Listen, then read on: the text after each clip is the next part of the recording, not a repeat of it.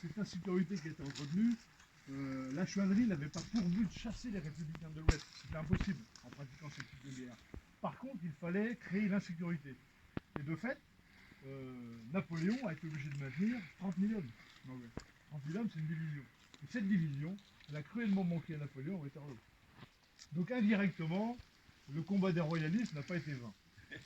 Alors, ensuite, Jean Béziers va faire tous les petits combats locaux, Allier, La Chapelle-Rinçoin, Parnay-sur-Roc, tous les petits combats, et y compris aussi, il était présent lorsque Jean d'Argent, Jean-Louis Tréton, a été nommé commandant de la paroisse de Quelen pour la chouannerie de Quelen.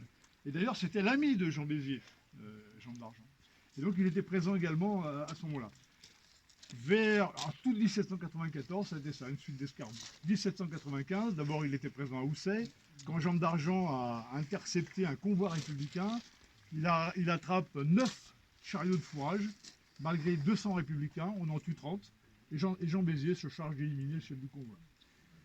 Il est présent également à Housset, lorsqu'il y a eu le jugement de Samson. Le chouan Samson était un républicain, il était surnommé dur au feu. C'était un républicain qui était passé au Chouan, mais il avait été aussi convaincu de trahison des Chouans. Donc on décide qu'il est jugé à Quelen, il est condamné à mort, et c'est Jean Béziers qui est le patron du peloton d'exécution. Au mois de mai 95, il est blessé en poignet, à la bataille d'Empoigné, donc pendant un mois, il ne peut pas bouger. Et puis en 1797, on le retrouve, il habite là-bas, au moulin de la Rongère, comme vous m'avez indiqué.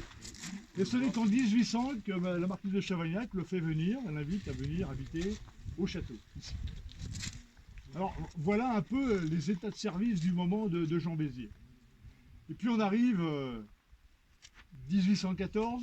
1814, il reçoit la croix de Saint-Louis des mains du comte d'Artois, le futur Charles X, à Lisieux, et il est nommé colonel de la 4e division de l'armée royale du Maine. Donc il commande ici tous les Chouans. Juin 1815, son commandant en second est Michel de la Broise. Michel de la Broise, j'ai fait une conférence sur lui il y a un an ou deux, je crois 2 ans. C'était un garde du corps de Louis XVIII. Il a emmené Louis XVIII à Gand et après il a demandé l'autorisation au roi de venir se battre dans la Mayenne pendant les 100 jours. Il est devenu donc commandant en second de Jean Béziers. Au début de juin 1815, le chouan, l'intrépide Ménard, chouan Ménard, va intercepter 11 républicains. Donc on récupère 11 fusils, excellent, 11 gibernes, c'est important puisque les chouans n'ont pas de gibernes, et vous savez que les cartouches sont faites avec de la poudre enveloppée dans du papier journal, et on a vu des débuts d'engagement prometteurs pour les chouans qui se sont très mal terminés à cause de la pluie, parce que les cartouches se mouillaient et on ne pouvait plus tirer. Donc on récupère 11 gibernes, et on récupère également de la terre de pipe. Alors la terre de pipe, c'est un mélange d'argile blanche et de chaux, et ça permet de blanchir les buffleteries pour les cérémonies. Donc terre de pipe, giberne et fusil, excellent. Ménard ramène ses chouans à Michel de la Broise. Quand Michel de la Broise voit les républicains, les prisonniers républicains, qui se sont rendus sans combattre, il considère qu'ils ne méritent pas la mort, il les fait libérer, parce qu'il connaît très bien son chef, et il sait très bien que si Béziers les voit, et que si son caractère brutalement s'enflamme, il va les faire éliminer. Donc il les libère. Et puis on arrive à la journée fatale du 10 juillet 1815. Je vous ai fait un petit plan pour que vous compreniez la manœuvre. La division est à Montigny-le-Brillant. Toute la division. À peu près 1,5 km, à l'auberge de Hauchène, on met un poste de garde chouan avec 20 chouans. Le reste de la division, dans Montigny, généralement, on envoie les chouans s'égayer dans les campagnes aux alentours pour voir dans les fermes si on ne peut pas récupérer une bolée de cidre et un quignon de pain. Les officiers mangent avec le curé de Montigny, et puis après manger, on joue au bouchon. On appelle ça aussi la galoche. Au début du siècle, ici en Mayenne, on appelle ça la dinette. C'est-à-dire qu'on met un bouchon et un piquet, chaque joueur met une petite pièce, et avec des palets, on essaie de dégommer pour récupérer la mise. Et le vieux Béziers, le vieux moustache, il joue très bien ça au bouchon avec ses chouans. Mais il y a toujours des indisciplinés, et il y a un groupe de chouans qui décide d'aller balader sur la Val. Donc là, il y a 2 lieux. 2 lieux, ça fait 8 km. En 1h, 1h30, c'est fait. Le groupe se sépare à l'entrée de Laval. La moitié des chouans rentrent à Laval par le Gué d'Orgé. Et là, déjà, il donne l'alerte aux avant-postes républicains. Les avant-postes républicains battent la générale, ils croient que ce sont les premiers éléments d'une avant-garde. Et le deuxième groupe aborde Laval par Avenir, parce qu'ils savent qu'à Avenir, les républicains ont mis un drapeau tricolore sur le clocher. 6 montent la garde, le 7e grimpe, déchire le drapeau, se fait une ceinture, et puis comme la générale est battue dans la ville, on repart au triple galop par la route de Cran pour regagner Montigny. Sur Laval, on a le 47e régiment d'infanterie de ligne, commandé par le général Achard, parce que la division qui a été maintenue, les soldats qui ont été maintenus sur l'ouest, sont commandés par le général Lamarque, Travers, Bayard, Bigarré et Achard. Et c'est Achard qui est chargé de la Mayenne. Il met en alerte un petit élément pour s'engager à la poursuite des Chouans. Il prend avec lui un peloton de gendarmes à cheval et il se présente ici sur la route de Cran. Au pont de Cobouk, c'est le petit chemin qui enjambe le Vicoin, il s'arrête. Alors on dit Béziers est mort en essayant de tuer le général Achard. Ben non, Achard il n'a jamais été à moins de 2 km de l'affrontement. Donc ça c'est... Et là, le général Achard reste là avec 12 hommes. Et puis après, c'est pas en avant, suivez-moi, mais c'est en avant, partez devant. Donc il envoie le reste sur la route de Cran. Lorsqu'ils arrivent à l'auberge de Hauchen, il y a un poste guet-chouan, et les 20 chouans qui sont là les laissent approcher, à portée de tir. Je rappelle qu'à l'époque, on a des fusils Charleville, qu'on appelle aussi des Griboval, parce que c'est l'ingénieur Griboval qui a donné beaucoup de canons à Napoléon pour ses campagnes, hein, les fameux canons Griboval. La portée maxi, c'est 250 mètres, la hausse de combat, c'est 150 mètres. Donc on les laisse approcher à 150 mètres, et après, pouf, on ouvre le feu. Évidemment, entre le Hauchen et Montigny, il y a 1,3 km, 1,4 km. On entend le bruit de la pétarade des coups de fusil. Tout de suite, Béziers s'enflamme. Et Labroise nous dit dans ses mémoires, il est rude, qu'il a l'écume à la bouche, et il dit « je vais tuer le chef ». Tout de suite, il est parti, il est monté en pression. Le chouan guet qui est à Montigny part avec une centaine de gars à la rescousse de l'auberge du Hauchen. Ils arrivent ici et ils font le coup de feu contre les républicains. Le vieux moustache est avec eux. Il se plante au milieu de la route, à 50 mètres, enfin du chemin, parce que c'est pas des routes à l'époque, il se plante à 50 mètres des républicains et il les harangue. Tirez, salauds de gueux, tirez, salauds de brigands, tirez, la moustache. Tous les gens tirent. Aucun tir ne l'atteint. Et il prend son fusil, il vise longuement, il tire, et son silex se casse. Je rappelle qu'à l'époque, on a un chien qui serre un silex, un caillou, qui, lorsqu'on appuie sur le chien, doit provoquer une étincelle qui enflamme le fulminate, qui met le feu à la... Voilà.